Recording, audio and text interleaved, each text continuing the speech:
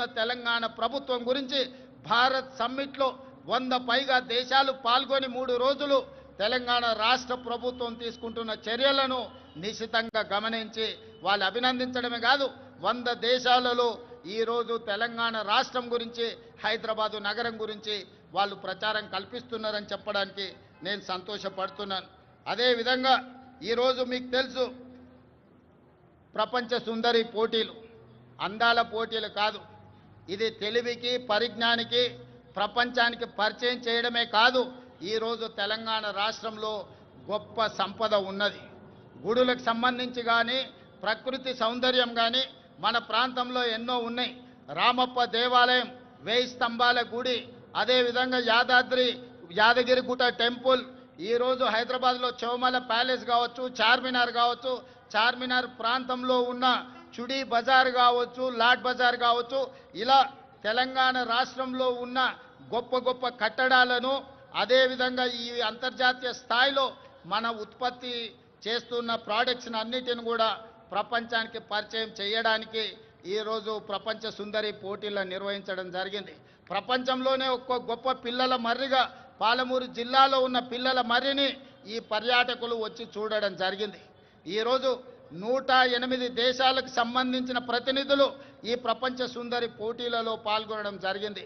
25 రోజులు ఇక్కడ అన్ని రకాలుగా రక్షణ కల్పించి అన్ని ఏర్పాట్లను మన టూరిజం డిపార్ట్మెంట్ చేయడం ద్వారా ఈరోజు ప్రపంచానికే హైదరాబాదు నగరం తెలంగాణ రాష్ట్రం పెట్టుబడులకు అనువైన కేంద్రంగా ప్రభుత్వం ఇతర దేశాల నుంచి వచ్చిన పర్యాటకులకు రక్షణ కల్పిస్తుంది. వాళ్ళందరూ కూడా ఈ రాష్ట్రంలో పర్యటించవచ్చు. ఈ రాష్ట్రంలో పర్యాటకులు చూడడానికి అద్భుతమైన కట్టడాలతో పాటు ప్రకృతి సౌందర్యం ఉంది అని ఈరోజు ప్రపంచానికి చాటి చెప్పడం జరిగింది. టూరిజం డిపార్ట్మెంట్ కూడా ఒక గొప్ప కార్యక్రమాన్ని తీసుకొని అద్భుతంగా నిర్వహించిందని మీ అందరికీ తెలియజేయడానికి నేను సంతోషపడుతున్నాను.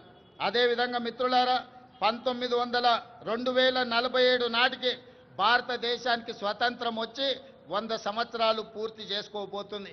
1947 15 ఆగస్టు నాడు స్వతంత్రం వస్తే 15 ఆగస్టు 2047 నాటికి 100 సంవత్సరాలు మనము ఈ స్వేచ్ఛను ఈరోజు మనం అనుభవిస్తున్న స్వతంత్రాన్ని పూర్తి చేసుకోబోతున్నాం. కాబట్టి 100 సంవత్సరాల స్వతంత్రాన్ని నిర్వహించుకోబోతున్న మనము ఒక గొప్ప లక్ష్యంతో తెలంగాణ రాష్ట్రాన్ని అభివృద్ధి పదం వైపు నడిపించాలని ఈనాడు ప్రజాప్రభుత్వం నిర్ణయం తీసుకున్నది.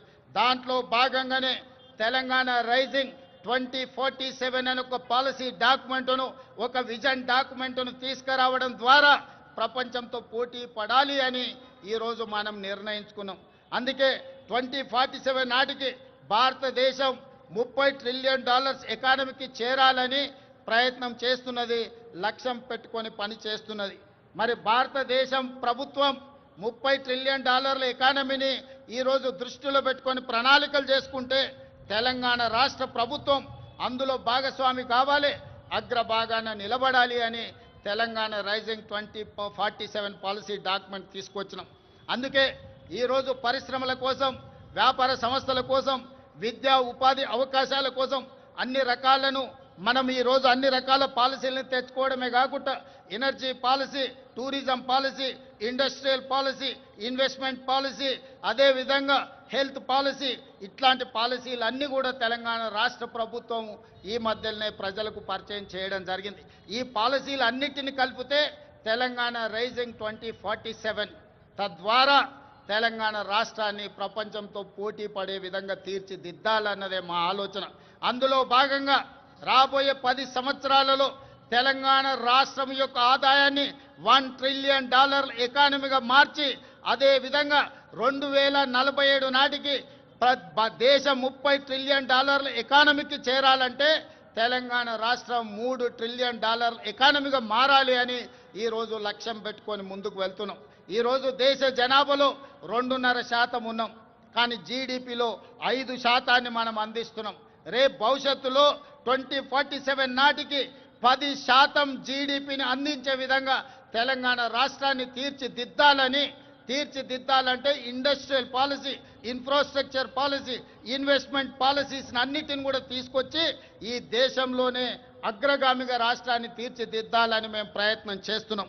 అందుకే మిత్రులారా, ముఖ్యంగా యువ మిత్రులారా, డాక్టర్లు, లాయర్లు, ఇంజనీర్లు, ఈ సమాజంలో ఉన్న ఐఏఎస్, ఐపీఎస్లకు అందరికీ, వ్యాపార వర్గాలకు నా సూచన ఒక్కటే.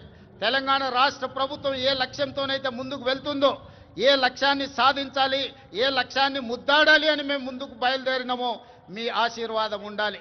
మీరు అండగా నిలబడాలి. ఈనాడు తెలంగాణ రాష్ట్రం దేశానికి కాదు ప్రపంచానికి ఆదర్శంగా తీర్చిదిద్దాలంటే మీరందరూ అండగా నిలబడండి, ఆశీర్వదించండి. ప్రపంచంలోనే అగ్ర రాష్ట్రంగా తెలంగాణ రాష్ట్రాన్ని తీర్చిదిద్ది ఆదర్శమైన రాజకీయాలకు, ఆదర్శవంతమైన అభివృద్ధికి తెలంగాణ రాష్ట్రం కేర్ ఆఫ్ అడ్రస్గా తీర్చిదిద్దుతాం. హైదరాబాదు నగరాన్ని ప్రపంచ నగరాలతో పోటీ పడే విధంగా తీర్చిదిద్దాలి.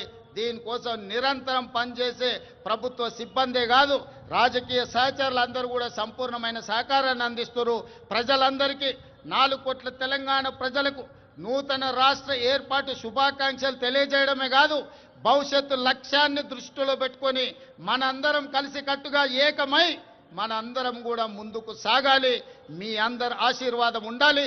తప్పకుండా తెలంగాణ రాష్ట్రాన్ని దేశంలో అగ్రగామి రాష్ట్రంగా నిలబెడతానని మీకు అందరికీ తెలియజేస్తూ మీ అందరి దగ్గర సెలవు తీసుకుంటున్నా. ధన్యవాదాలు మిత్రులారా. Thank you, Honorable Chief Minister, sir, for the progressive roadmap laid for Telangana. Ladies and